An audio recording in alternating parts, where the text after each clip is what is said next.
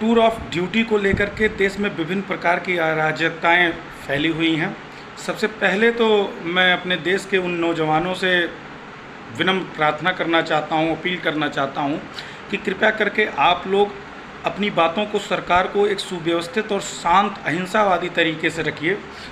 कोई भी ऐसा उपद्रव, दंगा, आगजनी न करिए जिससे कि भारत के कुछ अराजक तत्वों को भी उस दंगे में अपने गलत मंशा को पूर्ण करने का अवसर प्राप्त हो जाए।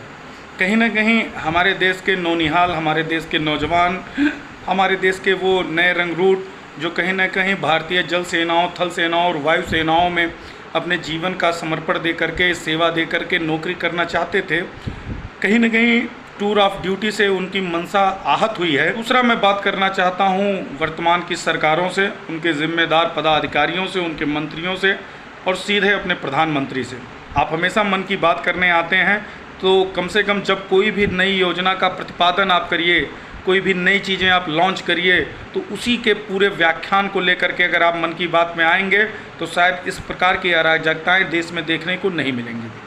कहीं ना कहीं देश में टूर ऑफ ड्यूटी को लेकर के जो बहुत बड़ा अविश्वास है, पहला प्रमुख कारण है कि 4 साल वो गोल्डन टाइम, आदमी 21 साल के बाद 4 साल ड्यूटी करेगा, 26 साल का हो जाएगा, उसके बाद वो किसी और सर्विस में अप्लाई करने के लिए नहीं रह जाएगा, ओवर एज हो जाएगा और आप उसे यक्स सर्विसमैन का भी दर्जा नहीं दे रहे हैं।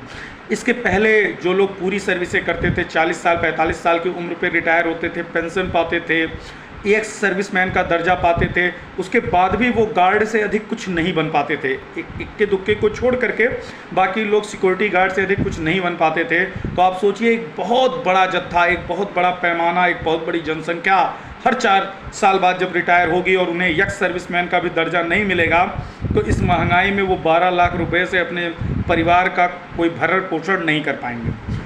मेरे हिसाब से जो दूसरा असंतोष का प्रमुख कारण है वो है पेंशन का ना होना। स्वाभाविक है कि जहां अपने देश में 15 साल 20 साल की नौकरी करने के बाद पेंशन दिया जाता है, वहाँ 4 साल की नौकरी के बाद पेंशन देना इतना आसान और संभव नहीं है। सरकार के ऊपर आर्थिक भार पड़ेगा। तो कहीं ना कहीं इन सरकारों को, इन मंत्रियों को, प्रधानमंत्री को और इस अर्थव्यवस्था को ये भी समझना और सोचना चाहिए कि केवल सेना को पेंशन देने से आर्थिक भार नहीं बढ़ता, केवल कर्मचारियों को पेंशन देने से आर्थिक भार नहीं बढ़ता। आर्थिक भार विभिन्न प्रकार की सरकारी योजनाओं को देने से भी बढ़ता है। आज वोट की गंदी राजनीति के लिए जो लोगों को जन लुभावने अवसर और ऑफर दिए जाते हैं, हम बिजली फ्री करेंगे, हम राशन फ्री बांटेंगे, हम गैस फ्री देंगे, हम महिलाओं को बस की यात्रा फ्री देंगे, हम रेल का टिकट फ्री देंगे, हम फ्री में किताब देंगे, फ्री में शिक्षा देंगे, फ्री में स्वास्थ्य देंगे। ये जो मुफ्त खाने की आदत है ना, ये हमारे देश को खाती चली जा रही है, हमारे देश की अर्थव्यवस्था को खाती चली जा रही है।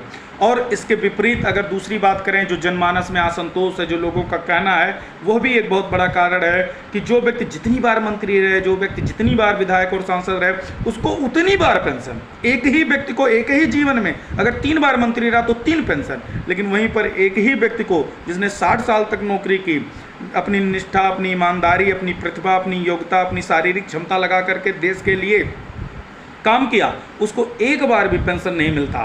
तो ये चीज़ हमको सोचना होगा, हमारी सरकारों को सोचना होगा। ये राजनीति की सस्ती प्रतिस्पर्धा में, सस्ती लोकप्रियता में जो लोक लुभावने अवसर दे करके जनता को घूसखोर, भ्रष्टाचार और मुफ्त के खाने की आदत दे करके अर्थव्यवस्था को तोड़ा जा रहा है, जिसके महंगाई का बोझ हर मिडिल क्लास फैमिली का आदमी अपने कंधे पे लेके ढो रहा है। आप लोगों को मुफ्त में राशन दे देते हैं, आप लोगों को मुफ्त में लैपटॉप बांटेंगे, आप लोगों को मुफ्त में टैबलेट बांटेंगे और उसके बाद पेट्रोल डीजल महंगा करके हर व्यक्ति के कंधे पर उसका भार उतार देते हैं। इस प्रकार की नीतियाँ कहीं ना कहीं देश की अर्थव्यवस्था को खोखला कर रही हैं। और यदि आपको लगता है कि केवल सेना में 4 साल की सर्विस करके आप अर्थव्यवस्था को सुधार पाएंगे, ऐसा कदापि भी नहीं हो पाएगा। यदि आपको टूर ऑफ ड्यूटी को सफल बनाना है, मेरी जो धारणा है, मैं से पहला काम आप करिए कि टूर ऑफ ड्यूटी के बाद प्रत्येक सेना से लौटे हुए प्रत्येक नौजवान को आप यक्स सर्विसमैन का दर्जा दीजिए।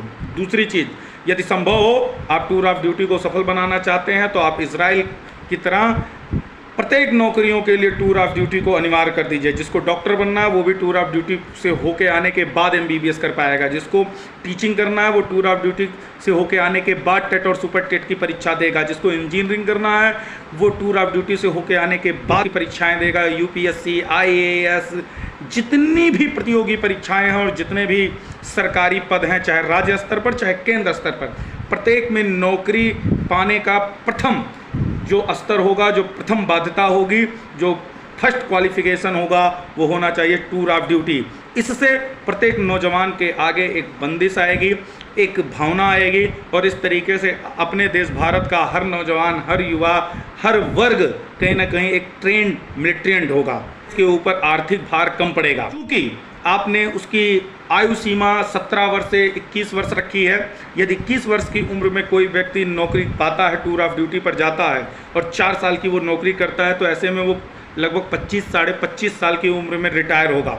तो आगे की जो भी प्रतियोगी परीक्षाएं हैं, एसएससी, रेलवे, यूपीएससी, बैंकिंग, इन सभी परीक्षाओं में जो भी आपकी आयु सीमा है उसमें आम आदमी के लिए तो वही आयु सीमा हो, लेकिन टूर ऑफ ड्यूटी से आए हुए अग्निवीरों के लिए उस आयु सीमा से 5 वर्ष अधिक बढ़ा दिया जाए। क्योंकि 4 साल तो वो सर्विस करके आ रहा है, तो 5 साल इसलिए बढ़ाया जाए ताकि वह व्यक्ति अगर योग्य है और वो एक्स सर्विसमैन के दर्जे के साथ फिर से किसी विभाग में अपनी सेवा को, अपनी योग्यता को देना चाहता है, तो वो 2 साल 1 साल फिर से प्रिपरेशन करे, सेल्फ प्रिपरेशन करे, कोचिंग करे, जैसे भी करे, और उन प्रतियोगी परीक्षाओं में शामिल होकर के वो किसी और विभाग में, किसी और पद पर सुशोभित हो और सृजित हो और देश की सेवा करे। इस प्रकार की सुव्यवस्थित योजना के साथ यदि हमारे रक्षा मंत्री राजनाथ सिंह एक बार पुनः इस योजना का नियोजन करें, गठन करें, तो हम समझते हैं कि हमारे देश के सभी नौनिहाल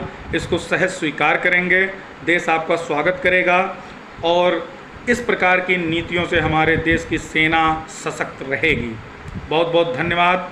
जय भारत, जय हिंद, सभी को नमस्कार।